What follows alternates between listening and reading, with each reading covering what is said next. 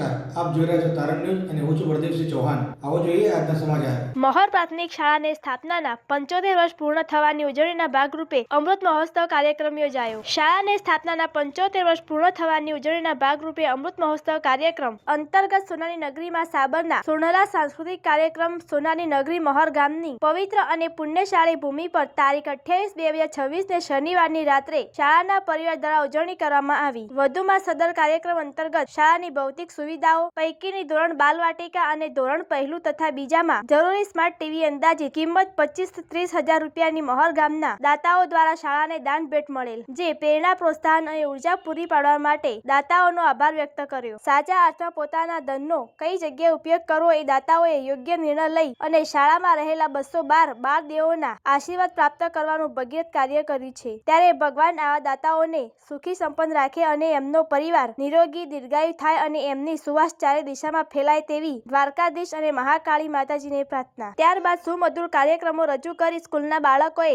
આનંદિત કર્યા હતા। બ્યુરો રિપોર્ટ તારણ ન્યૂઝ। મારું નામ ચૌધરી નાનજીભાઈ જેઠાભાઈ અને મહોર પ્રાથમિક શાળામાં યશટાટ આચાર્ય તરીકેની ફરજ બજાવું। શું કયો કાર્યક્રમ યોજાય છે આજે? મહોર શાળાની સ્થાપના 14/11/1950ના રોજ થઈ હતી અને 14/11/2025ના રોજ શાળાની 75 વર્ષ પૂર્ણ થયા। અને 75 વર્ષ પૂર્ણ થવાના ઉત્સવમાં જે અમૃત મહોત્સવ યોજાય એ અમૃત મહોત્સવ કાર્યક્રમ કરી રહ્યા છીએ અમે।